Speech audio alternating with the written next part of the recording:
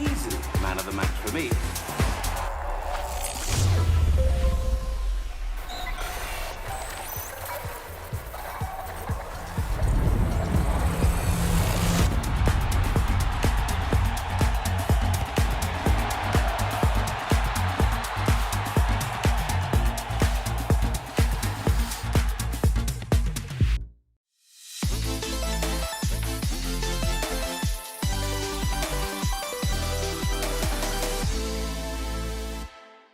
Good afternoon, everybody, and good afternoon, chaps. Welcome to the Green Arrow podcast, proudly sponsored by Sorare, the revolutionary new fantasy football game. You can win tickets to a Premier League match by entering and winning our Sorare Premier League mini league. If you enter for free via our exclusive link in the description below, in addition to your standard free cards, you will get a free limited card to enter in your team. The mini league pin is also in the description below. The very best of luck, and don't forget, the winner gets a pair of Premier League tickets.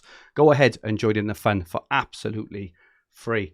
On to FPL, and the biggest double game week of the season is in sight. Who better than the chip master himself, Ben Crellin, to join us. Ben, how are you, and what colour was your arrow in game week 28? Hi, I'm doing well, thanks. Nicely rested after the international break. I got a green arrow in game week 28.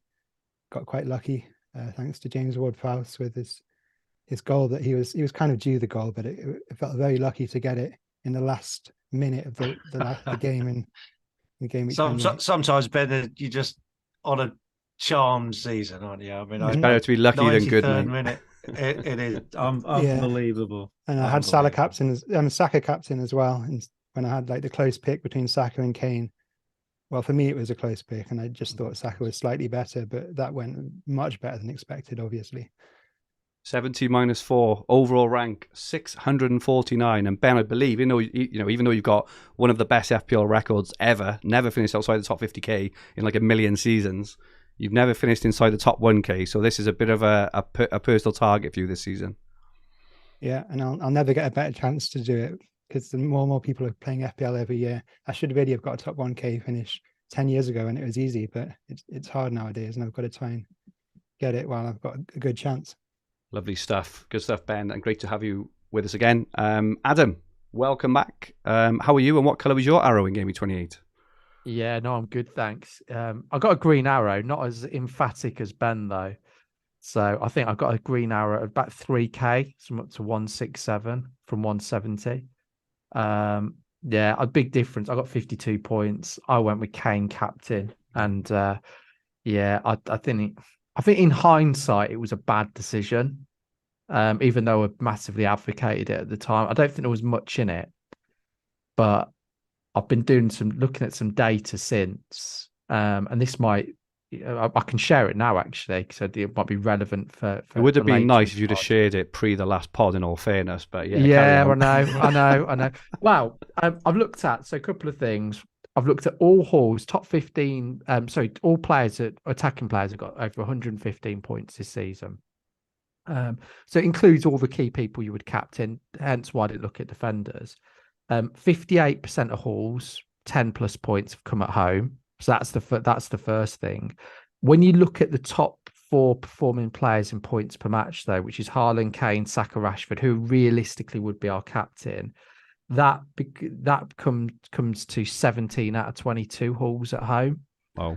And then you only have to look at the expected points per match, and points per match is a huge difference. So cumulatively between those 4 players, the expected points per match at home are 26.47 and versus 20.92. So there's a big, but when you actually look at the actual points, it's 32.44 versus 20.32. So it's like a 12-point swing cumulatively when you look at that. So I think backing home players for captaincy is particularly when you're 50-50, because I think probably the Kane and Saka one was.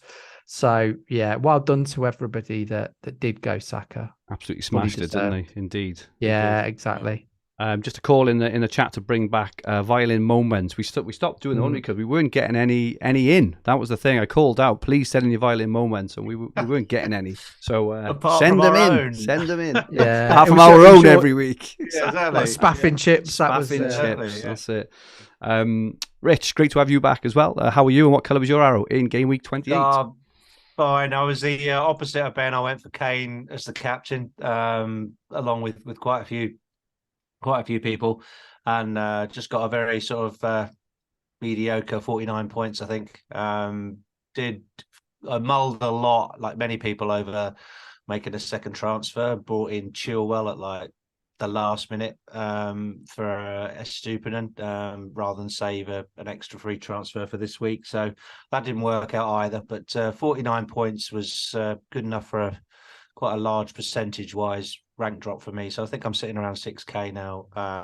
Still in touch, but yeah, disappointing week, and looking to bounce back with the bench boost. Fergie, very enthusiastic. A hygiene week, I call it this week. I call this one. Let's just get through it. Obviously, Ben has smashed it due to his acute level of planning and a little bit of fortune maybe, as he says, but you need that if you're going to do well. But yeah, it was a get through it week, I think, wasn't it? And and now we look forward, as you say, to bench boosting. Ben can't look forward to bench boosting, sadly, but we'll touch on that now. Just quickly, Rich, can I ask you a question? Do you, because I know you were not going to do the Chilwell move, do you regret that move? No, I don't think so. I think it was a choice to play the upside. There were some people even considering captaining Chilwell, and lots of people got him in. And if you didn't own him last week, you'd probably be thinking about still spending a transfer to get him in this week. And it wasn't a 1 week or 2 week move. So I'm glad I made the transfer. It just didn't work out in week in terms of returning on it. So I don't regret it. It just hasn't scored me any points yet. So no, it's okay. Oh, good. Yeah. Do you regret the move? Because you did the same thing, didn't you? Yeah, I did different player. I did Henry to Chilwell, and I did that too. I did that as well. Yeah, and I'm happy with that move. I mean, obviously we've got whether he makes it back from Australia and all of that, but if I'm being honest, I like Estupinan, so I'm glad that I kept him. But I just don't see. I don't really want double Bournemouth, double Brentford defence, so I was happy with that move. Makes sense. Just for completeness, I scored 49 points. Same as Adam. Disappointing. Went with Kane, but like you say, hygiene week, a very small drop. Adam and I are now on the same points. Interestingly, Adam. Are we really? Exact same. So even I'm slightly ahead of you in rank, which means that that means that you've been slightly more. You've made fewer transfers. I've been a bit more conservative than loose Adam, throwing transfers around like confetti. But yeah, we were. Yeah, like you've been spaffing chips. So. Exactly. Got the free hit still. So welcome everyone in the chat.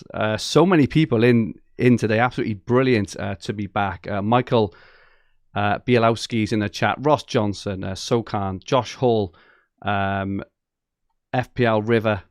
Joshua, Nick Sharp, Dave Lister, Helga asks any news on the flagged players. We are going to touch on them in a little bit. FPL A Star is in, as is Street Spirit. Dan Bennett says, what a lineup. Good luck for a fantastic finish to the season. Ben, FPL Sonaldo, good to see you all, lads. And Ben, Fergie, Rich and Adam, if you've seen nothing but love, gents. Thank you so much.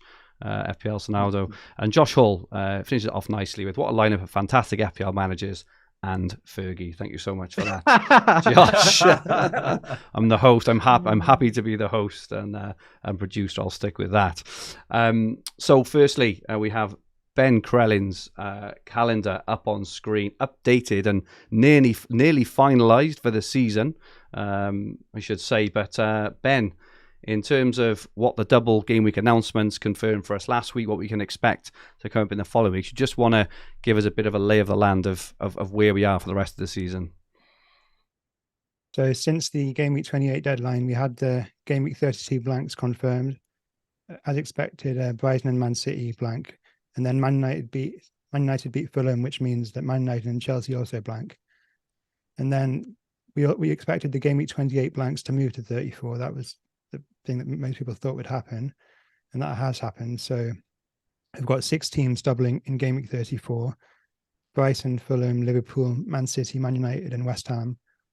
And we've still got 3 games outstanding that need to be rescheduled.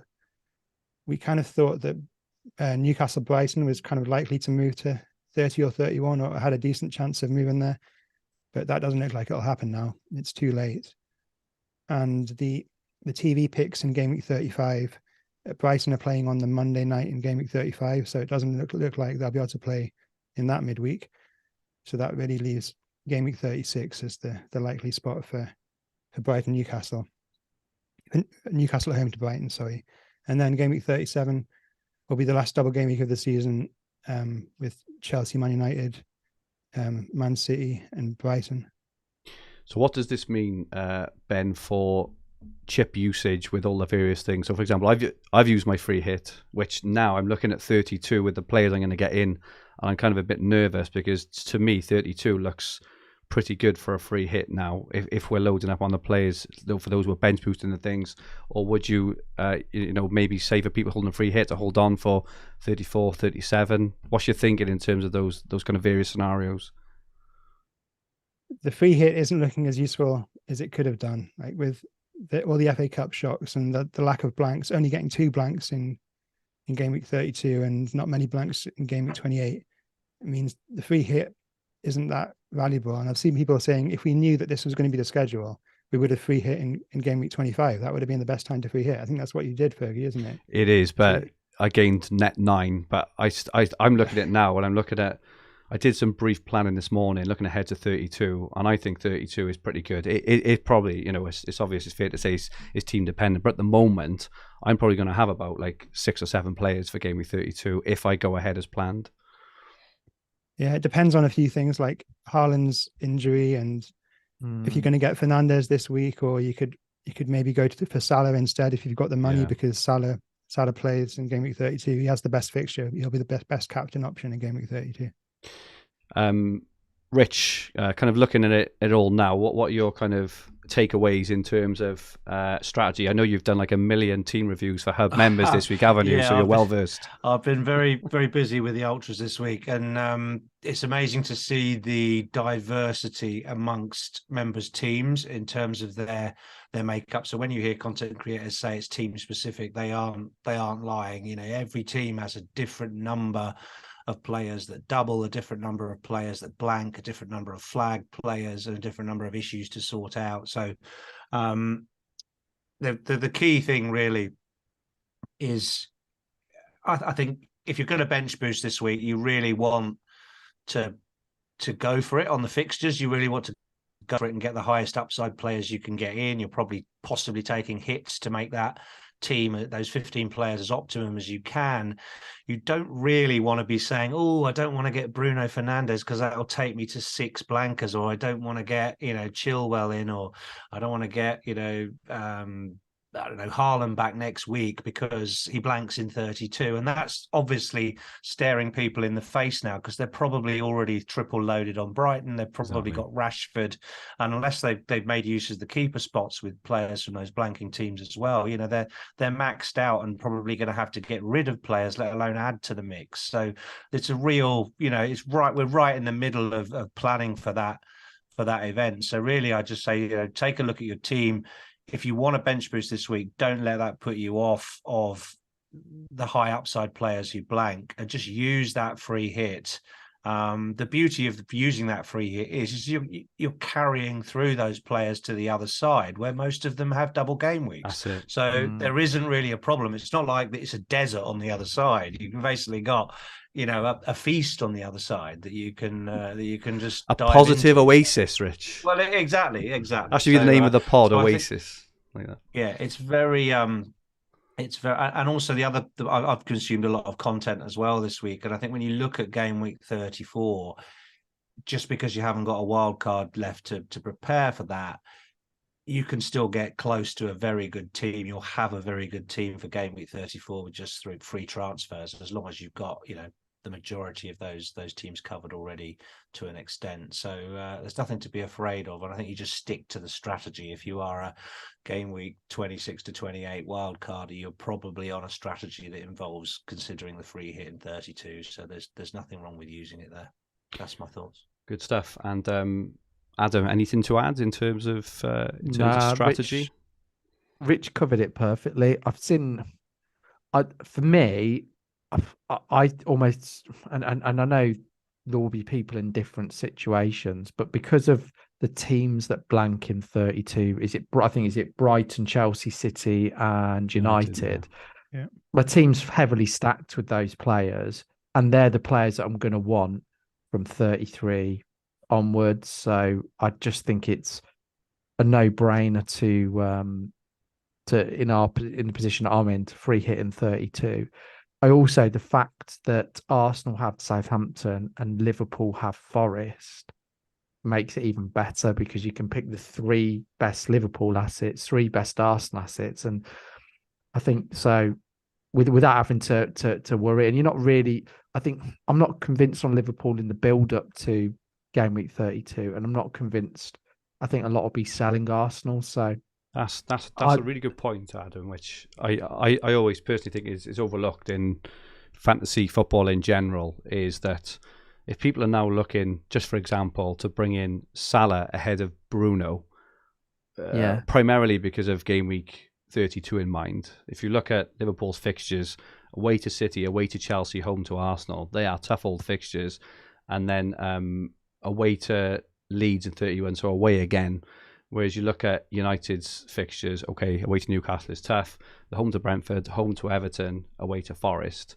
You would probably think that, you know, Bruno outscores Salah potentially, or has the potential to, and is cheaper in price over those 4 game weeks. It's debatable, obviously, but just for the sake of then getting that extra player out in 32, when you can just buy Salah in 32 anyway, for when their run goes nice. You know, they've got Forest at home on that game, for example.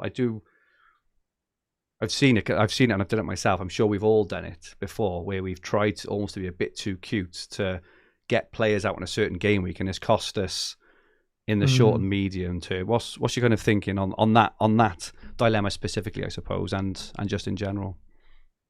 Adam, sorry. Yeah, I agree with you. I just I think even more so how it's panned out, I think free hit 32 works perfectly, and I've looked at other options, but I think that what Rich said prior about, because I think 34 and 37, you're going to want pretty much the same players. I know there's a few differences, but so even if you maximize 34, you then back to, well, by free hitting, then you then back to the squad that you had. So you're probably putting yourself in a bit of a challenge, you know, you're challenging position for 37. So 32 works well, because particularly if you're stocked up on Brighton and United, you don't have to think about it. And yeah, and you can focus on who you think is going to get the most points between now and the end of the season, rather than having 32 in the back of your mind. Just before we went live, Ben, you kind of briefly noted that you were contemplating Salah ahead of Bruno, obviously with the thing of not free hitting in 32. So on the other side of the story, are you just is your take that that longer term planning is the better play? It just depends on your team. I've got Steele as one of my Brighton goalkeepers, and I've got Raya as my other goalkeeper. So Raya has a good fixture in 32, and I've only got 2 Brighton outfielders, Rashford and Chilwell, and the players in my current team who blank in game week 32. Okay. So if I was, like, my main concern in game weeks 30 and 31 is Haaland, if he's fit. I'd want him for Southampton away, Leicester at home. And if I get Bruno Fernandes this week, because I'm selling James Ward-Prowse, if I get Bruno Fernandes this week, it gives me enough money to get Haaland in game week 31. Game week 30. And then that'll be 2 more players who blank in 32, then I'd have to free hit in game week 32. But if Haaland isn't going to be fit, I would think about just going straight to Salah this week instead of Fernandes. And then I'd be on course to have a good team in game week 32. I could get a Liverpool defender with my transfer in game week 30 or 31, have a good team in game week, and then get the best double game week options in game week 34. But that's just my team that I'm in that position. Yeah. It's harder if you've got 3 outfield players from Brighton. It's more difficult, I think. Good insight there. Yeah, good sides of the argument there. And Rich with the casting vote. What's your take on that? Well, yeah, I do. I've seen a lot of teams this week where they have a low or a manageable number of game week 32 blankers. In which case, I've tended to advise them to get Maddison over Bruno because they're probably the 2 most popular midfield transfers in. And if you buy Maddison, you get really nice fixtures this week, a nice fixture in game week 30 and a game in 32. Plus, you don't add to that blank account. You go the Fernandes route, you add to the blank account. The blank account. I love that. It's another. It's all coming out tonight. Flipping it. No, unbelievable. But but then from a Haaland perspective, I was going to come back to Ben and say to him, Pep's not going to come out and say he's out, is he? He's going to come out and say, we're going to look at it and we'll assess him. So you're going to probably be left with a jeopardy situation on Saturday morning if you own Haaland about whether to sell him or whether to even. You won't know before the deadline whether he's going to play next week because you don't. If you're one of the many that sold him, then fine, you're glad you've sold him because you don't have the jeopardy. But do you go ahead with your plans, i.e. buy Bruno Fernandes, if you don't know he's going to be out? The only way you can really go the Salah route under Ben's plan is if there's news that he's going to be out with 2 to 3 weeks with a groin strain, isn't it? And that's confirmed. And Pep is going to be clear as day tomorrow when asked about Haaland. He's going to say, in 2 weeks and 4 days, Haaland will resume training and start the following Saturday. He's not going to go, he may be fit or no. Yeah. Sorry, that's a terrible. My Adam impressions are better. My decision, I guess, if it's murky, I could still get Salah instead of Fernandes this week, and then that would give me 4 blankers in game week 32. Then, if Haaland is fit for game week 30, I could do Kane to Haaland instead. That'd give me 5 blankers, and then I'd be going towards a free hit in game week 32. But if Haaland isn't going to be fit, I could make a decision to go a different way next week. So it depends on how clear Pep Guardiola is. He might say Haaland's going to be fine. He'll be training next week, and then I'll go for Fernandes and the Haaland route and the free hit route in 32. I can't wait to toss the Evan Ferguson hand grenade into the mix in a minute, which could allow us to have everyone. We'll talk about him in a second when we look at targets. But firstly, let's have a look at some of the flagged players. This was asked, and it could have significant repercussions to lots of things. We've seen a few tweets about Haaland this afternoon that he didn't train this morning is the latest. Now, some journalists have taken that and spun with that means he is out for a number of weeks. Obviously, he may not. He may have been doing a photo shoot for all we know. But with all the news, it's probably fair to say that I would guess it's unlikely he plays this weekend. But that doesn't mean by any stretch that he's not going to play the following weekend. I think he has Southampton and is it Leicester next. So pretty good fixtures for 30. And as Ben says, and FPL Focal just said in the chat as well, Salah and free hit 34, but no Haaland is frightening. Another few names, popular names. Hopefully we'll get a bit more news before the deadline. But Rashford has been injured, and Rashford is going to, obviously he's been on fire. Some good fixtures, likely high in the captaincy polls as well. Rich, what's your current thinking around Rashford, and is it just playing? Well, would you be scared of captaining him, or? I think Rashford's going to be okay. I think.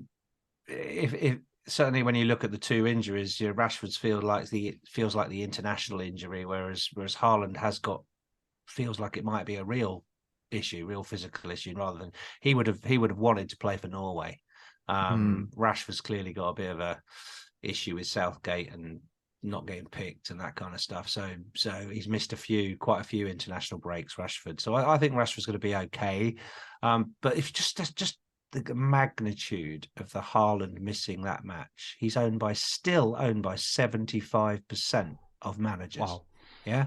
just because the four of us don't own him, that's not representative of the impact of the community. And if you think that this is the most popular week to bench boosting, you only need one no-show to completely wreck your bench boost, to really make it, 25% less significant immediately. A bench bow. And you're going into the first game on Saturday morning not knowing potentially if Haaland's going to be on the team sheet, which means you've got that horrible last hour waiting for early team news before you make your transfer. So there's a site crash on the cards here for Saturday morning for sure. If we go in with murky news, as Ben describes it, it's huge. It's the biggest flag ever in fantasy football, isn't it? Wow.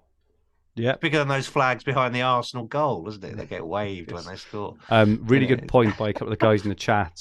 Manchester, that Man City also play in the Champions League between Southampton and Leicester as well. Stian has added that in as well. So that's something to consider as well. If he is nursing something and they want him fit for the big games, it could be Alvarez time. You heard it here first, Alvarez time. Just a bit in the chat as well around Darwin. Darwin apparently trained this morning, which is obviously really news for Liverpool and any Darwin owners still. A few other players on this list. Saliba looks like, I don't like. Again, it's all because the international break sort of makes things a bit murky, as Ben said. You're never really sure what are injuries and what's not. I know he's not as massively owned as before, but I get the feeling he's not going to play this weekend. I think we saw a quote from was it a French journalist saying he's going to be out for a number of weeks, and I keep seeing that quote in places. And the other two potentially, Nick Pope in terms of ownership, I'm guessing he's still highly owned, but Botman is very popular in terms of he's certainly in my team. I think he's probably in a couple of your teams as well. I think he had an illness. He is. But I think the latest is he might be fit. He's back training, and Pope is. They're both in training. Are they both in training? That's good. Dodgy Curry was what I heard somewhere. I don't know. Dodgy Curry. It's true, but that was what I heard. Magic69 says bench boost suddenly turning into a chair boost. Very, very good. I was going to say a bench boo rather than a bench boost, but I like chair boost too. That'll do. Anything else in terms of injuries? Reece James. I haven't heard a lot about. Haven't heard a lot about him. Does anyone know any more? Rich, you're a Chelsea fan. Have you heard anything? Yeah. I think I heard again that I think he's that flag is possibly going to go away. I mean, I wouldn't buy him because he only did a few minutes, and once he's very, very injury prone. Even more, so he makes Chilwell look like, I don't know, Bruno Fernandes in terms of minutes, doesn't he? So he's like, he's an avoid. I think. I think. Yeah, hopefully he'll be rested the weekend and play v Liverpool. Luis Diaz was back in training today for Liverpool as well, brilliant. which is good for their prospects towards the end of the season. Let's take a look at some targets ahead of double game week 29. This is where it gets interesting in terms of which players we kind of touched on a few there, like Salah and Bruno already, but there are some great other candidates. Some for the bigger teams, some for the not so bigger teams. We'll look at the predicted points in a moment. On this particular one, Adam, we've got Salah and Bruno. We've also got James Maddison, Luke Shaw. Also, West Ham's fixtures look good for the thing. So I've chucked Danny Ings in there. I thought as a Villa fan, I don't know if you're interested or not. He started the last three, played like 85 odd minutes in the last three, maybe Bowen. But what kind of players are you looking at, Adam, for the next sort of 2 to 3 weeks now? I think. Let's talk West Ham to start with, because I think they could be quite a fun punt, particularly for this week. And I think they play Bournemouth in 32, if I'm correct. Yeah. So I think for people that, like yourself, that have spaffed their free hit, I think they could be quite a good option. So there's a few that I like. I think Bowen, he's got ridiculous home scoring stats. I think pretty much all of his Premier League goals have been at home. Ben Rama has looked lively. So when he played us a few weeks back, which I think was the last game, he had, it was 9 or 10 shots. And so I think at his price, he could be a good option. And an outside captaincy option, because we talked about the impact of home fixtures. And I think West Ham, particularly against Southampton, could do well. Defensively, they've been fairly sound across. I think so. You think you could look at their defenders. For me though, I think I'm looking at United. I've already got 3 Brighton, but if not, I would look there. I just think, but purely for the long-term benefit. So I think one of the things that people are considering is, do you sell an Arsenal asset for Bruno, or do you sell a defender for Shaw? I think the Shaw move's easier, even with Casemiro out, because I think you'll get the benefit, and he's looked so good going forwards as well. So I think the Shaw move is easier, and with Zinchenko, they've obviously got Holding out as well, haven't they? So not Holding, Saliba. So and Arsenal at home have been leaky. So I think that move I'm comfortable with. I think the Saka or Martinelli or Odegaard to Bruno is harder when you factor in the Leeds home fixture. However, if you break down if you look at, more again, the long-term fixtures, so you've got, United are pretty much right for, I've got the season ticker on the hub up until game week 34, and I've taken out game week 32 to free hit. United and Brighton, and actually West Ham, who we just mentioned, are the 3 teams near the top. So, and Arsenal are at the bottom. So if you look after the Leeds fixture, they've got Liverpool away, and they've got West Ham away, and then Man City away. Assuming you free hit in 32, their XG away from home per game is, I think it's about 1.62, whereas at home it's about 2.15. So they're not as attacking, and Saka hasn't hauled away from home. So to put people's mind at rest, at home he has, and he did particularly recently. So I think on balance, I think longer term, if I look after this week, Bruno has got Everton, Nottingham Forest, Tottenham, and then a double in 34. I think it's worth the move, because even this week, to cover the Leeds fixture, you've got 2 games. So it possibly could backfire when you factor in a hit, but I think over the duration, it's worth the move, in my opinion. Good stuff. Thank you, Adam. Ben, in terms of, your well, not your own personal targets as such, but, players that the general FPL managers should be considering, is there anyone else you've got your eye on? Have we talked about Maddison yet? He looks a good option with those fixtures, no matter which chip strategy you're going with, because he's got good fixtures in game week 32. And if you held him for game week 34, you wouldn't mind having to start him at home to Everton when everyone else has double game weeks. You're probably eventually going to have to sell Maddison for a double game week midfielder, because his final few fixtures are difficult, but he's good for the short term. Watkins is a solid option if you don't own him yet. I think he's worth bringing in as one of your forwards. And then there's a debate about the Brighton midfielders. I suppose we've all got 3 Brighton mids, or 3 Brighton players. So there's this is a question I had for you guys. Actually, was I currently on 2 Brighton players, and I'm not considering really bringing a third one in this week. When I look at the, similar to the who was it you just talked about? Yeah, Arsenal's fixtures after this week, Adam. Brighton's fixtures after this week are really tough. It's something like Spurs away, City away blank, isn't it, or something? Spurs away, Chelsea away blank. Yeah. Well, yeah, exactly. So if you what are the tough fixtures in there? Yeah. Look at him. Look at the Villa fan giving it big, giving it large. Unbelievable. But you see, my point is that Brighton's remaining 3 double game weeks in 34, 36, 37. I think you can get your third Brighton asset if you don't own them now for game week 34.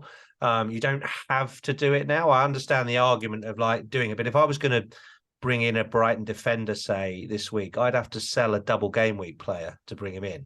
And I'd have to sell Henry. Now, Henry, projected points probably isn't going to get a lot out of his double game week, but we don't know that. and not sure it's worth an extra hit. So Henry's points plus a hit to get Enes Stupinan, who might miss the plane or might be late back, and just adding all those things together.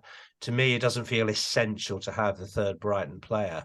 Agree. And the midfield spots are so many options that do you really want three in there? I'll leave you to your namesake, Fergie, for later on.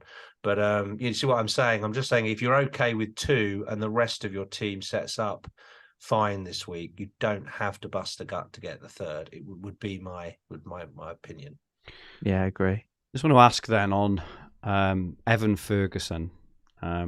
Really interesting. Had a great international break. Obviously, scored. Had praise from Kylian Mbappe, I believe I read as well. Making an impact. Lovely double.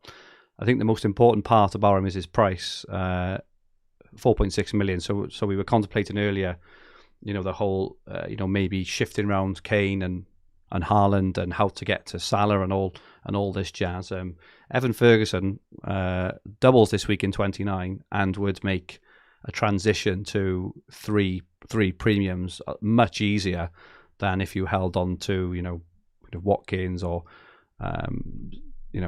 someone of that price point. Ben, if you held just to Brighton, I'm not talking about kind of team dependent now, I just mean in general. Do you think Evan Ferguson would be a player that could see you through to the end of the season in terms that you can play him for the big doubles, just bench him in between, but he enables those premiums? His minutes are pretty insecure at the minute, aren't they? Let's have a look. He's either getting subbed off early or he's not starting. So I would go for the more secure Brighton players because they're so cheap and budget isn't really a problem for most players. Yeah, look, he got subbed off. They got the double game week in game week 27. Just an example of like what happens in a double game week. He played 67 minutes against Leeds and then 11 minutes against Palace. Started well back, didn't they? Yeah. So you wouldn't want that to happen when you get him in a double game week when everyone else has got three Brighton players getting two starts and playing 80 plus minutes, 70 plus minutes in both games, and you've got Ferguson getting a 1-pointer in one of them. It's a bit risky unless you're really strapped for cash, and getting Ferguson will allow you to get a Salah or a Bruno Fernandes. Then maybe it's an option. Fair. Adam, any thoughts on that? I completely agree with Ben. If you go into, for anyone that is a hub member, if you go into the hub, look at just Brighton, and I've done it from about game week 20 because I think that's recent enough. But Ben's absolutely right. He's right down in terms of expected points. I think he's 10th or 11th.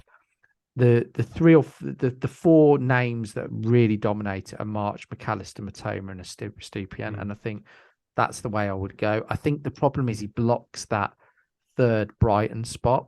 So I think it's a valid strategy, particularly after the bench boost, to go down to two strikers.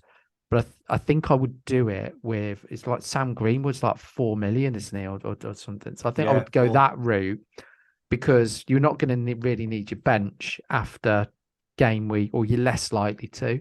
So I think he's a great prospect. He looks good, but he's only had one big chance since game week 20. And so for me, comparing to McAllister's had 6, March has had 5. So yeah, it's a no from me. You can't. It's extravagant to, even though Brighton are good, to spend three midfield spots on them, given the other options that are out there. It's just I agree with that as well. Unbalanced. It's hard to even squeeze them in there, right? Because there's Rashford and Bruno and Salah and Maddison and everyone else. It's difficult to even squeeze them in, but interesting. It's mad. I'm a bit more bullish than the other guys. I do get the minutes thing.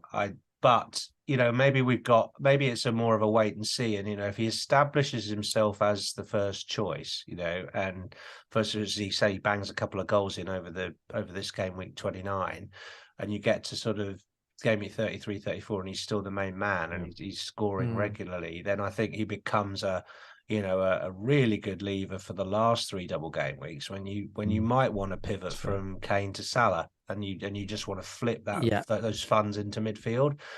Maybe you haven't got Bruno Fernandes yet because of the game week 32 issue, and you don't have a free hit. In that, as you want to get Bruno, and you need to get 9.7, 9.8 million. Again, Ferguson is your easy route to that. Even off a Watkins or something, suddenly you'll get 3 million. So he's definitely a good option to move money around the field. Or he could be Keenan Davis in disguise. Who knows? On with Keenan, mate. You leave him alone. We've now got the predicted points up from Fantasy Football. Can I just there was one point Ben was talking about Leicester, and he rightly raised Maddison. I think Maddison's a good option. But one thing that I noticed is since game week, let me see if I can bring up the stats yet. So since game week 17 to the return, he's been very, very creative, but the goals have really dried up, and he seems to be playing in a slightly more different role. So he's not coming in from the flank, he's playing more centrally. So he's only had 4 shots in the box post restart, if you like. Whereas Harvey Barnes has had 19. And there was some comments Brendan Rodgers made about Harvey Barnes being one of their main goal scorers. And you can see, I think he could be quite a good budget option. The only downside to Barnes is bonus points. He's the highest scoring player in the league not to get a bonus this season. So that's the only downside. But I think you're more likely to get goals at a slightly lower price. And plus, he's less injury prone. Did he have a knock or something? Because he only played 45 minutes in game week 26 and only 24 in game week 27, which is why he got an injury. Which is he's back. Right, which is why his expected minutes are quite low. They're only down at 62, but you would expect him to be higher than that then. I think he returned to the team for the Brentford match. I think he's fine now. Okay, so you think that's just injury related then? Yeah, exactly. Okay. But I think he's a good shout to as an alternative to Maddison if you haven't got the budget. I'll bump him up now on the algo. We'll bump his minutes up to like 85 minutes to see what that does, and see if he appears. But we got the predicted points now from game weeks 29 to 32. So this will give us a nice profile of the kind of play we'll be looking for. I put 32 in there. But obviously, if you're free hitting in 32, then this may be different. But top of the shop is Mo Salah with 30 points. Harry Kane, 28.7. James Maddison, 26.2.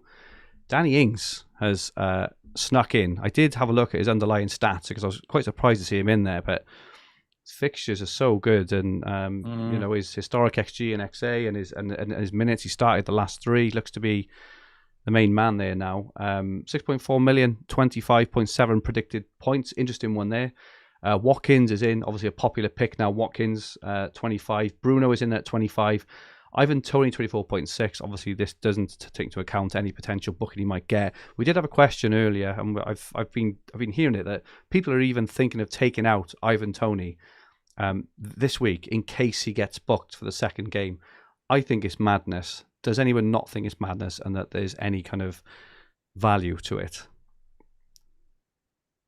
Silence. It's a luxury transfer. I think there's more important transfers to be making this week.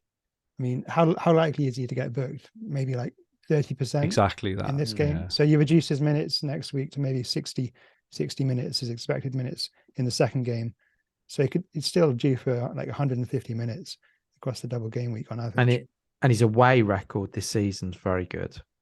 So better than his home record. It doesn't feel like second guessing a booking. If he gets banned, he gets banned. You take him out. It's roughly like a 1 in 3 chance. So it's just for completeness, I've just upped Harvey Barnes' minutes to 85 minutes now, and he comes in this list just below. So we've got Rashford is next, 23 points. Harvey Barnes would come in then at 23 points as well. If we think he is going to play, so he does look a really good option. Actually, if I upped it to 90, he would go above Rashford the next few weeks as well. So Harvey Barnes could be the play.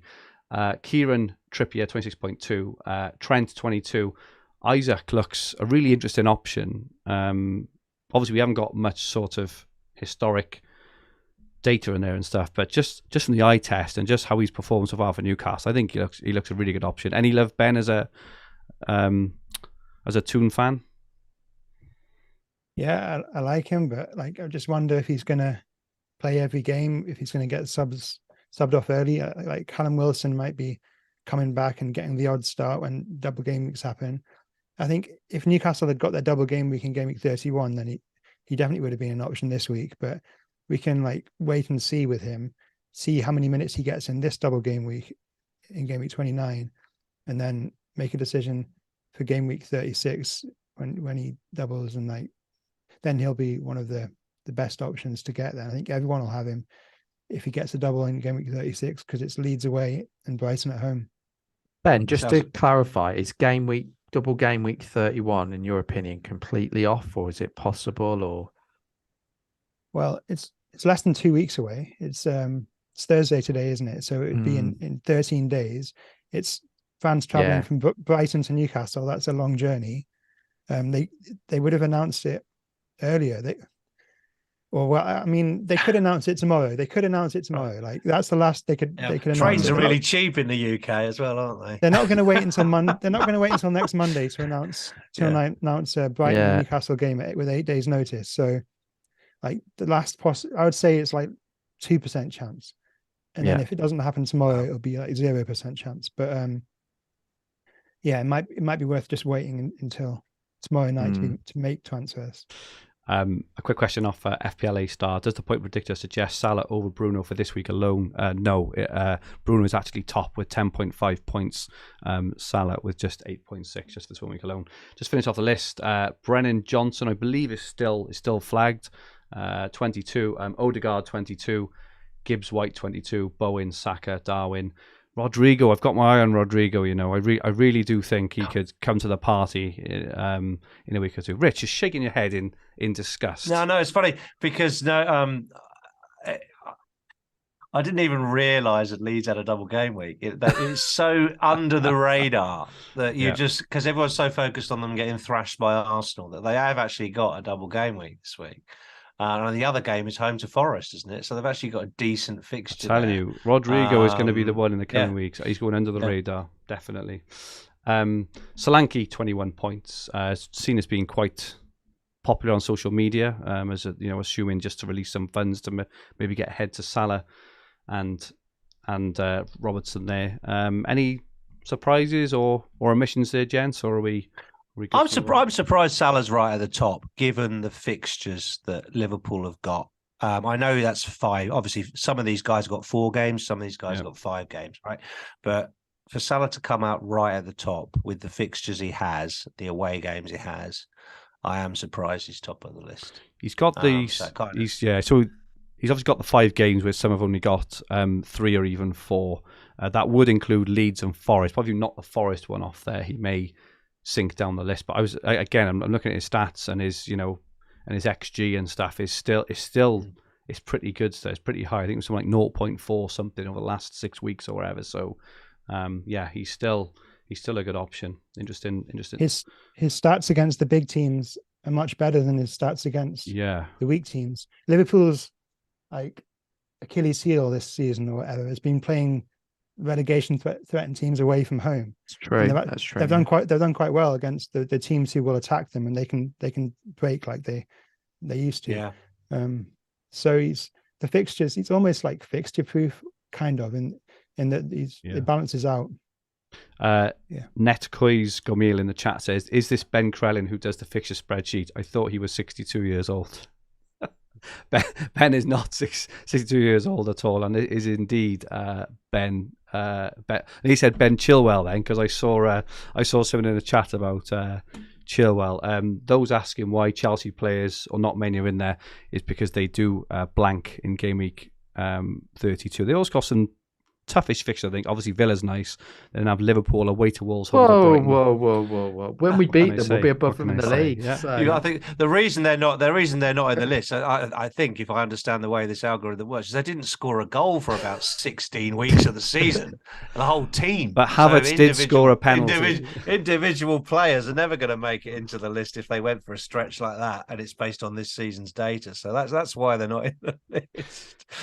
Let's have a look at the best captain for Game Week 29. Probably the most open one. I think the most open one we've seen so far this season. I think we're going to see a lot of variation personally. Top of the shop on the points predictor for this week only is Bruno Fernandes at 10.5. And McAllister is there as well at 10.5. But yeah, Bruno's up there and his ownership is quite low. I think as of this morning, it was only like 7 or 8%. So he's going to be a differential regardless, if anyone's interested in bringing him in. Solly March third on list at 10.4. Danny Ings again is up there. He's going to be the one this week. Ings, like everyone was laughing at a few other picks in these a few weeks ago, but they're usually half decent. Madison 10.1, Mitoma 10, Gibbs White for those Forest fixtures and 9.7. João Felix is in this for the double game week only at 9.6, Ivan Toney 9.2, Trippier 9.1. And in terms of the poll on fantasyfootballhub.co.uk, we haven't really mentioned him much yet, but Marcus Rashford is top of the captaincy poll by a fair distance with 43% of the vote, followed by Solly March at 13.6 and Mitoma at 30.6 as well. So Bruno's only at 8%, which is, it's very rare that we see the points predictions so contrasting with the popular captain. That's what I mean. It's really, really open week. Adam, can I come to you first on your thoughts on captaincy this week? Yeah, I don't think there's a real standout this week, if I'm being honest, because I think all of the double game week fixtures, there isn't many that you think they're plum fixtures. We've got to go with that. I think I'll give a shout out to Ollie Watkins because he's on for a record to be the first Villa player to score in 5 away matches in a row. Score 5 league goals in a season. No. Oh, sorry, in a row. Sorry, Adam. Yeah, away from home. But I think the only problem with Watkins, I think he could return in both matches, but I just don't see more than one return in either match. So I think the ceiling is relatively low. But I think Villa score in both matches, and it's likely to involve Watkins. Where I'm at the moment, it's between 3 players. I think from Brighton, it's Solly March, because I know Mitoma, he was playing for Japan, and as a quite a journey back. So I think for me, I like Solly March. His away record's quite good as well, and they've got 1 away, 1 home. And then if I go with United, it'll be either Bruno or Rashford, but it depends on the Rashford news. Because I think if there's any doubts surrounding Rashford, I mean, the more I think about it, I'm tempted just to go Bruno regardless. I just think he depends as yeah, well. Exactly. And he's been quite kind to us in double game weeks over the years. So not that it should factor in. That one where we got him in last year, Adam. Oh yeah, actually, no, yeah, you've reminded me of that. I do like Bruno though, because I think he's I think he can return, like you say, he can return in any game. He can be having an absolute shocker and just pull something out of the bag. And I think since he's returned, or was it from game week 17 onwards, he's been fairly consistent. So yeah, it's between him and Rashford. If Rashford is 100% fit, I'll go there. But I think we've got to wait to the press conference for that. Good stuff. Rich, your take on captaincy this week? Yeah, I think I'm completely in line with Adam. I'm inclined to go with Rashford, but I want a clean bill of health from him. And I think if there's some jeopardy about him starting one of the games, I'll just put it on Bruno instead. No interest in Brighton or Madison or anything else? No, I think Brighton spread the goals. I think they're all good. All the M&Ms from Brighton, yeah, they're all excellent. But you just don't know which one of them is going to pop up with the 10-pointer. So I wouldn't really want to say Mitoma over March or McAllister over someone. And I think for that reason, I'd rather put it on a more talisman type pick. And someone who I know is on penalties. I don't have McAllister, so I wouldn't be able to captain him. But yeah, I mean, I think a Brighton's decent for a vice captain. But I don't think I'd be brave enough to put a captaincy on them in a double game week. Ben, who's your captain going to be this week? I want to captain Rashford, hoping he's fit. If he's not fit, it's a difficult decision. I was trying to see what Bruno's record is without Rashford, but Rashford's played almost every game, so it's hard to get a good sample size of what of whether Man United's attack will be blunted a bit by Rashford missing. So I haven't really thought about it yet, but I'd be picking between Bruno and a Brighton midfielder. I could go for March, or even Toma, but yeah, it would probably be March or Fernandes. But I really want to captain Rashford. I think I might go for Brighton mid. I'm not convinced on Fernandes. I think that game against Newcastle is a tough old game, and Brentford's not easy either. I'm just not convinced by Bruno. I don't know if I'm bringing him in or not yet. I really have no clue what I'm doing this week, but I know Brighton are playing well. I know Brighton are scoring lots of goals. I prefer their fixtures as well, so I think I'll be going for a Brighton player. But as I say, again, it's absolutely wide open, and you can probably afford to chuck it on who you feel this week. You're not afraid of the Roy Hodgson new manager bounce, then, Fergie? Not particularly. No. Not really a scary prospect. I don't know. Yeah. I don't know. Top 5 since game week 17. Top 5 players who've got a double game week this week by expected points per match. So this is post restart. So I'll leave number 1 for a minute. We'll come back to him because it's not someone we've mentioned. Rashford's 2. Solly March is 3. Watkins is 4. Fernandes is 5 and Salah's 6. Any ideas who's number 1? Most expected points per match post restart. And I've taken out the low minutes players. Oh no, I'm interested. Have it. So, no. And has a double game week this week. Has a double game week this week, yeah. Watkins?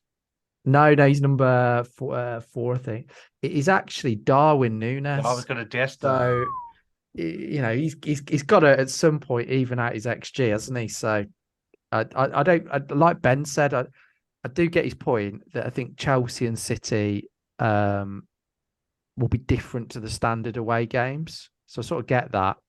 And I think because I've got one eye on Haaland, it makes it easier to go the Bruno route. But I think the Liverpool games they have done all right in the tougher games. Is a good point that Ben makes. So if you want to go a bit different, assuming he's fit again, maybe one of the Liverpool boys. Superb. While we're talking about punts, I've got my punt for this week. I think we have touched on him, though not in depth. My punt Havertz last week came in clutch with a penalty goal, so I was quite happy with that. And this week I'm going for a double game week player. He is on the predicted points list. He's probably not having the best of seasons, but as with very, very good players, they're only one match away from completely turning it around. I've seen slight improvement from this team. Really nice home fixtures as well. This week I'm going for Jared Bowen. And I'm even tempted to bring him in and maybe even do something stupid like captain him, just because it's so wide open that, if I go for March or Rashford or McAllister or whatever else, and I get a goal, I'm like, yay whippy. But so is everyone else, right? Whereas on one of these kind of weeks where it's so open, if I go for March and McAllister gets the haul, it's just okay, may sort of thing. Whereas I think if you do fancy someone, and Maddison's another one in terms of captaincy, I think could really haul. This kind of these home hauls, as you mentioned, Adam. This the Saka-esque haul last week. I feel like players like Maddison and Bowen have got that in him as well. So for the first time this season, I'm pretty tempted to go completely rogue and just enjoy the double. Like I'm pretty. Say this now, famous last words. I'm pretty confident of getting like a green arrow with bench boosting anyway, but might go for a bigger green and just and see what happens. So Jared Bowen this week for me. I might bring in Bowen or Maddison and captain them for a bit of enjoyment to just enjoy the week and be a bit different while kind of de-risking in terms of the bench boost. I got one more question for you guys before we move on to our teams, and it's just around hits in terms of bench boost. Now I know we've talked on this a couple of times, and it does vary from season to season, but like -12s to play the bench boost sounds counterproductive. It hasn't proven the case though over the last season or two. I just keen to quickly hear your thoughts, Ben, and again just caveating the team dependency out of it. I get that, right? But in terms of if you've got a decent bench boost, you can get out a decent bench boost, which includes maybe Kane or an Arsenal player or two for like a -4. What are your thoughts on then kind of optimizing as much as you can to get out, I don't know, say 15 doublers, 40 doublers out, for example, or do you think just kind of play it out? The hits are worth it if they're going to pay off in future double game weeks too. Like hits from Man United, Brighton, Man City players. Well, not Man City yet, but Man United and Brighton this week. The hits are worth it because they'll double again in 34 and 37. Even Jared Bowen, because he plays in game week 32 and doubles in 34. And the Liverpool players are in the same boat. They double in 32. They double in 29. They play in 32. They double in 34. So you judge your hits long term with your chip strategy. Don't count the week where you're going to free hit, and then see if you think the hit will pay off over the next few weeks. What a quite magnificent answer. Great answer. I could put a caveat around it though. Go on. So I agree with that, but it's not true necessarily if you're taking out a doubler to get another doubler. That's riskier, and obviously the doubler that you're getting rid of could do well. And on a bench boost, if he's a cheap bench player that you haven't spent much money on, you just don't expect them to get 15 points. You just be happy with any sort of return, like a clean sheet or an assist, or even just 4 appearance points. It's like that's fine. So you don't have to get rid of everyone who's not very good for everybody who's fantastic. That's one reason. And also, if you're trying to optimize the number of doublers, taking out a kind of, let's call it, an elite level season player like a Saka, or who's arguably going to be player of the season, and a Harry Kane who's so reliable, he gets 1 return every week.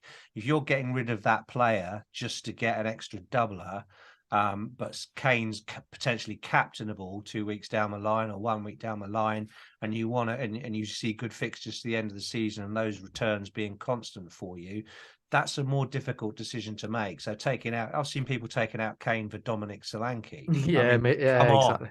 This is ridiculous. It is ridiculous. And that's just because Solanke's got a nice double, but it's Bournemouth. It's crazy. So I just don't think it's not about all costs. I think what you can see, to Ben's point, if you can see gaps in your team and opportunities to bring in Brighton, bring in United players and fill those gaps so that you take the long-term picture. Totally agree that hits are worth it, but you don't have to keep going up to -12, -16. And I think you got into this trap, didn't you, Fergie? You just kept on having to try and make it better before the deadline, and you got yourself into a bit of a mess, and you ended up free hitting. It did. It wasn't bad as Adam in game week 5 last year, who was settled on he settled on saving a transfer at 620 and had wild carded by 625. But yeah, we've all been on that snowball, haven't we, on top of it? Yeah, I think just on Dominic Solanke, I've said exactly the same, Rich.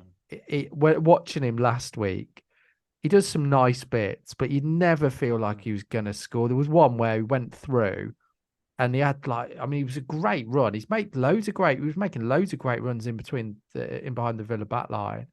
But Tyrone Mings managed to push him wide and get back. And he just never looked like scoring.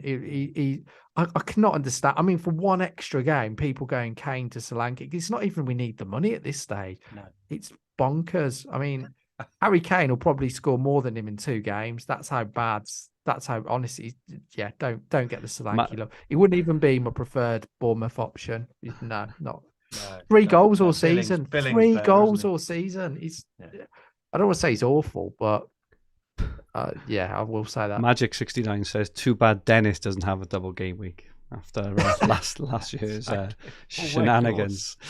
Before we look at our teams, Sorare, the revolutionary new fantasy football game where you can win tickets to a Premier League match by entering and winning our Sorare Premier League mini league is live. If you enter for free via our exclusive link in the description below.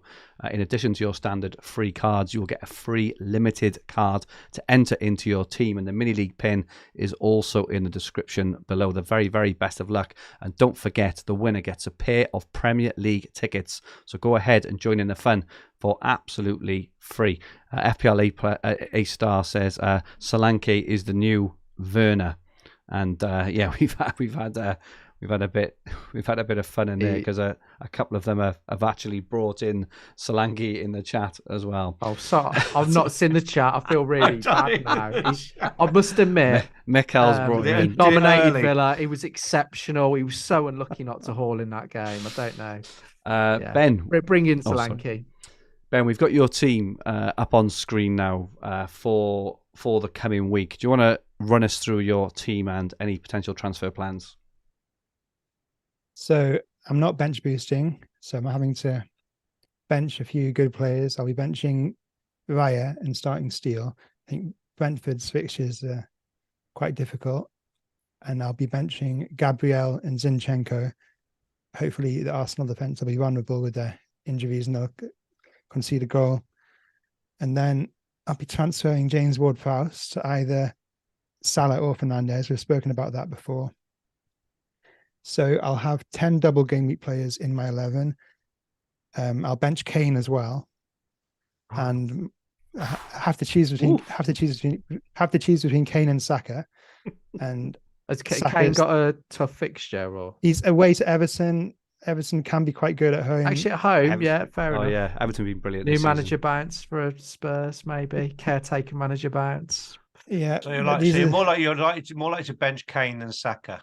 I think that's an easy decision, isn't it? Yeah. Saka's 100%. Got the home fixture against Leeds, and then the only decisions are who are captain between Rashford, Fernandes, or a Brighton midfielder, and then who I get as a replacement for Ward-Prowse, whether it's Fernandes or Salah, and that'll depend on the Haaland injury update in the press conference tomorrow. Good stuff. Just quickly, Daniel in the chat says that as Forest do have a double, then Dennis does have a double game week. I could also add on to that as well. I can add another one on. Weghorst, double game week legend from last season, along with Dennis, also has a double game week. So Dennis and Weghorst are available for anyone interested in completely ruining their seasons. Good stuff. Dennis, Weghorst, and Solanke, the dream team. What a trio. Ben, just in terms of where you are, you're obviously ranked 649th now. Do you expect to see a drop this week? Through like engaged managers bench boosting. What if you were to come out of this week at a certain rank? I don't know, say 1,000 maybe or something. Would you take that now if you could, or are you hoping to actually get a green arrow? No, I'm not hoping for a green arrow, really. I noticed I've got a 20-point lead over 2000th, and people bench boosting, there'll be a lot of them, but a lot of them will be taking hits. So I think on average, I'll lose 12 points to the field, about that this week. So I might drop to 1.5k. Worst case scenario, I might drop to 2k. I'll still be in a good position. And that's if they all bench boost as well, Mike, because a lot of them will have used it already. I've looked at it. I think there's 75% of people. I looked at the top 10k stats, and basically I thought a 12-point loss this week versus the field is what I'd expect based on projected points and people are taking hits to bench boost and stuff. So a drop to 1.5k would be acceptable. Fair enough. Adam, got your team up now on screen. Do you want to run us through your team and your plans? Yeah, so I've got two goalkeepers because I'll be bench boosting. So I've got Raya and Kepa. I've got then Chilwell, Zinchenko, Trippier, Botman, and Estupiñán. Saka, Martinelli, March, Matoma, and Rashford, and then Kane, Tony, and Watkins. My plans, I think it'll be Saka and Zinchenko to Shaw and Bruno. The two things that could change my mind. I mean, if Haaland's out for a while, I could then do Martinelli to Bruno, but I think I'll still do Saka. I've got a good feeling about Martinelli this weekend. Been rested, no international football. I think he's looked very sharp. Do you think that Uh, Jesus starts up front though, and that pushes him onto the left again?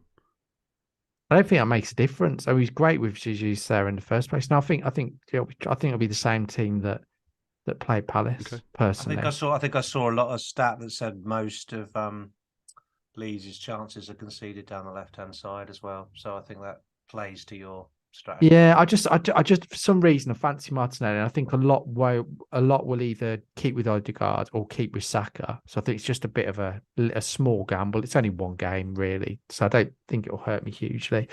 The only thing that could throw a big spanner in the works, because Rashford was pictured in training, but it was light training, and if there is something genuine there, which puts him, and we find out maybe he's not going to travel to Newcastle, that could cause a big issue on the bench boost. That's the only thing I can really see disrupting my plans at the moment.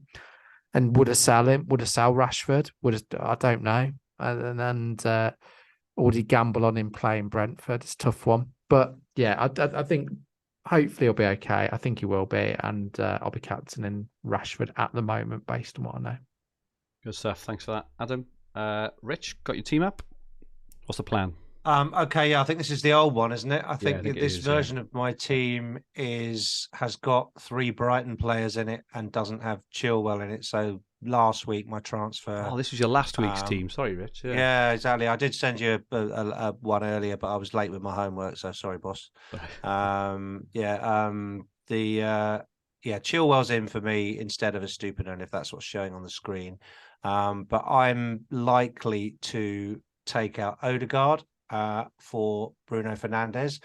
I'm in a bit of a dilemma. I may do that transfer tonight because I think there could be a 0.2 swing. It nearly went through last night, but Bruno keeps threatening to increase in price. Odegaard's right on the drop zone, and I think that 0.2 just gives me enough wriggle room to be able to wait on the Haaland transfer next week. I think if you let those prices swing, and if you're like me and you're a bit tight on budget to have money for Tony to Haaland, then you could find, I've heard some other content creators say they may be having to get Haaland in on Saturday night because they'll have 0.0 in the bank, and that is a real possibility for people. You really want to be able to sweat that Haaland in transfer next week. So I may take a bit of a risk and get Bruno in just with the free transfer tonight. I've only got one free transfer, and then I'll wait for the team news and hope I don't get any more flags tomorrow. I'm very unlikely to sell Saka because I got him at like 7.9 million. I don't want to lose the money on him. I don't want to sell him anyway. I don't want to sell Kane anyway. And so really my only other transfer is liable to be Gabriel to Shaw, similar to Adam. And again, that's for the fixtures. And then that will be bench boosting with 13 double game weekers, Kane and Saka. And I'm delighted with that as a setup. And they feel really fortunate to have almost come through the international break with that situation. You know, a few little flags to go out, but you know, Botman's okay. I think he just had a bit of food poisoning, and yeah, really looking forward to it. But there we go. -4, that'll be just a -4 to bench boost. There's plenty of time, Rich, for things to go wrong. to go wrong. Exactly. It's still about 36 hours or something to the deadline. Exactly. So yeah, there'll probably a bunch more double game weeks put into game week 30 or something like that. Will be thrown in maybe. So my team at the moment, I'll have Kepa and Raya in goal, Trippier, Chilwell, Botman. I've got Zinchenko and Henry at the moment. It sounds mad to get rid of a double game weeker ahead of a single game weeker, but I'm not sure yet whether to get rid of Zinchenko or Henry. I know that sounds a bit bonkers, but I need to give that a bit more. It's different because you haven't got a free hit, so that does make it a different decision, in my opinion. Yeah. I've got Rashford, March, McAllister, Odegaard, and Saka at the moment, which obviously I'm really happy with.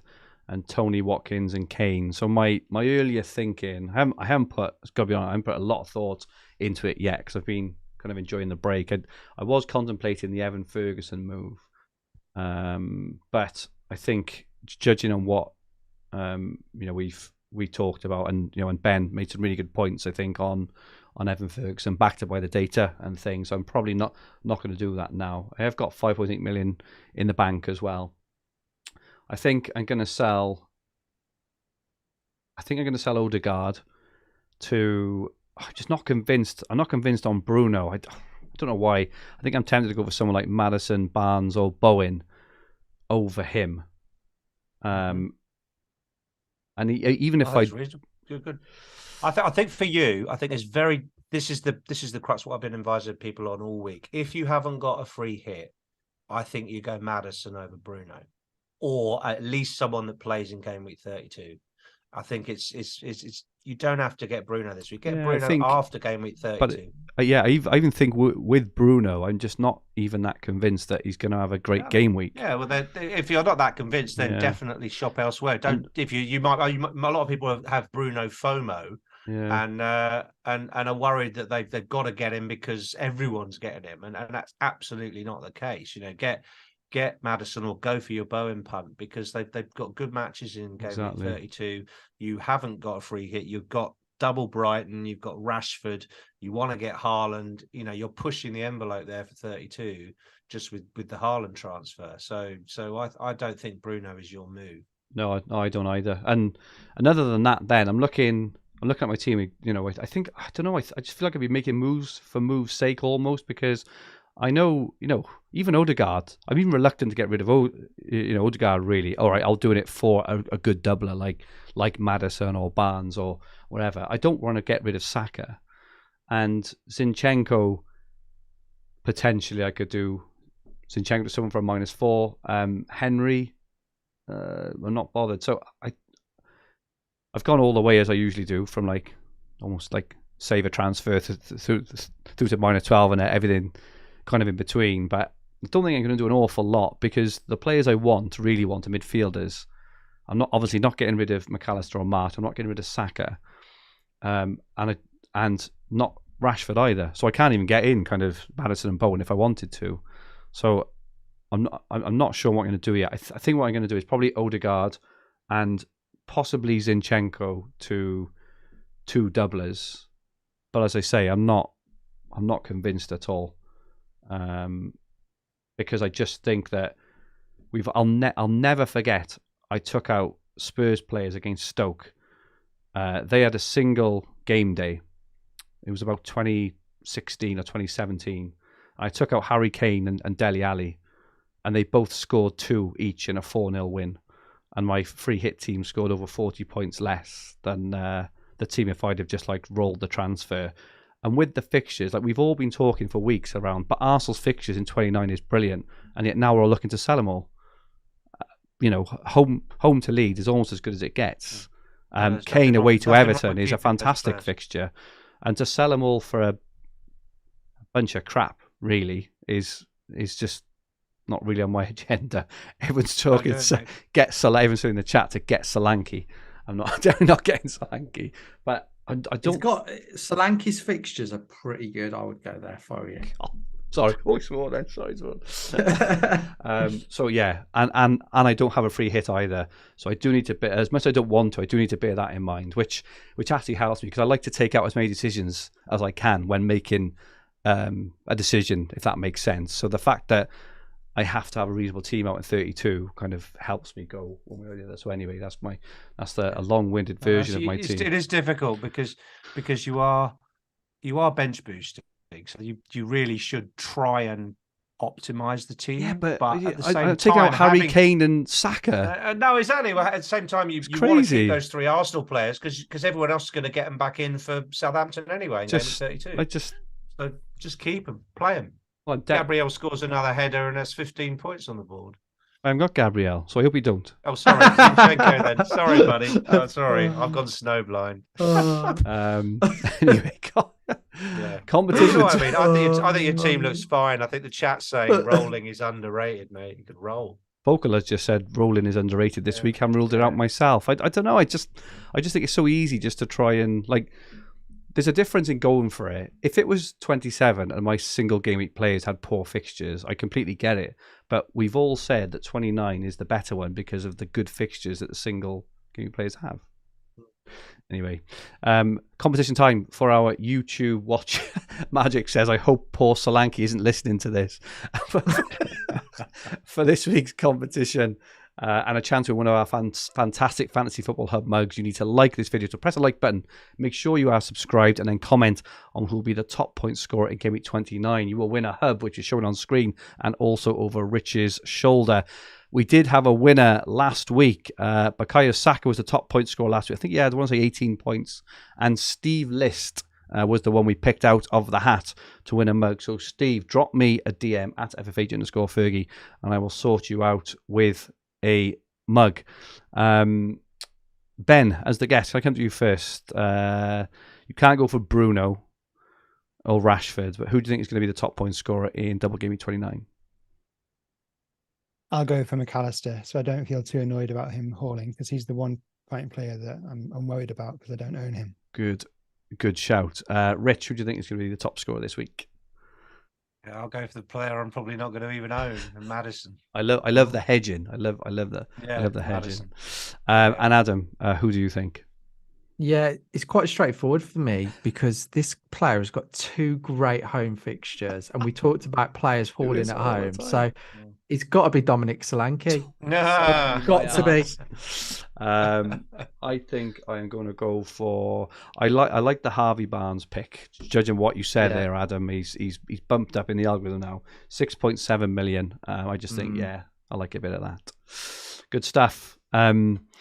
And that is it from us for this week. Thanks to everyone who has joined us in the chat. We had 1,200 people live in the chat concurrently at one point, which is brilliant. It's not a record, but it's not far off. So thank you so much to everyone for joining us. We hope you've enjoyed your Thursday evening with us here, drinking your tea, eating your dinner. Just quick, in terms of locality, tea and dinner and lunch. Rich, quick, what do you have? Oh, I'm a southerner. Dinner and what though? Lunch or dinner? I don't eat lunch. You just have dinner. You just have dinner because you're southern. Adam, the Midlands. What do you have? When I was growing up, it used to be dinner and tea, but now I say lunch and dinner. You posh swine. And I've gone up in the world. And Ben, what about you? I say lunch and then tea. You say lunch and tea. I've not heard that one before. That all is these variants. It is, and mine is still. I'm still immature, clearly, Adam, because mine is still dinner and tea. So, but yeah, interesting stuff. That's the insight you're after from fantasyfootballhub.co.uk and the Green Arrow FPL podcast. Let us know in the chat what you call your lunchtime meal and what you call your tea or your dinner. That's what it's all about. Just a reminder, our My Team feature that shares your personalised recommended transfers every week specifically for your team using artificial intelligence is now live. fantasyfootballhub.co.uk. It is free for 7 days. Give it a go. It is absolutely brilliant. My recommended transfer this week on the algorithm was Odegaard to Bruno. So that's what the algorithm likes. I don't think I'm going to do it, but it's great to see that. That's what the data says. Members also get access to Ben Crellin's exclusive planner, the two best FPL tools combined, free for 7 days. We also have double game week guides, best wildcard teams, free hits, everything else you can possibly need to do well at fantasyfootballhub.co.uk. Go check it out. Akshay says eating Solanke for dinner, and he also says breakfast, lunch, and tea. James Harden says breakfast, lunch, and dinner. Oberis, lunch and dinner. I think Oberis is from Washington, so he says lunch and dinner. John Crowley, lunch has good XG this game week. Yeah, indeed. And James Holland says, we're the real winners now for knowing that. Grew up with dinner and tea, then moved down south and it's lunch and dinner. Yeah, interesting stuff. This is what it's all about, chat. We could go on for about another hour about this if you really wanted, or we could just move on. Sorry, I do like this sort of chat.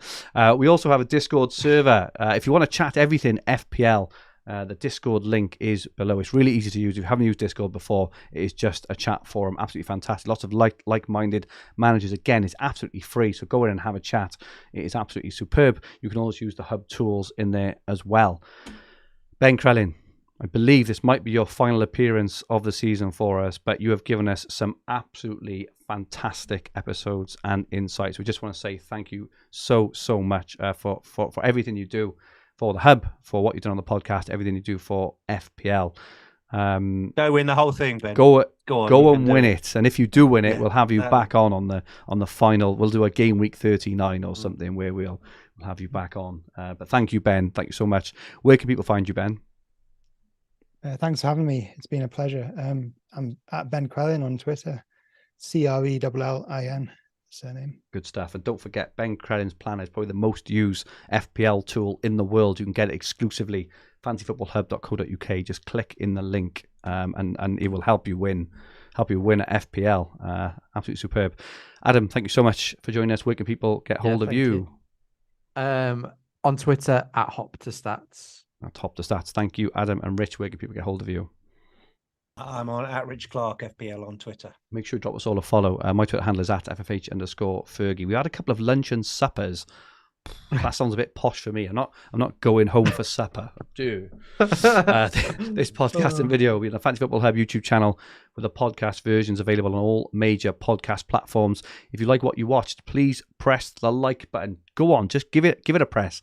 Remember, if you haven't already, subscribe to the channel at the bottom right corner of the screen. If you enjoyed your listen, please rate the podcast and leave a comment. We'll be back next week as we look ahead to Game Week 30. In the meantime, the very best of luck for double Game Week 29. Come on the bench boost, and may all your arrows be green. Good night all.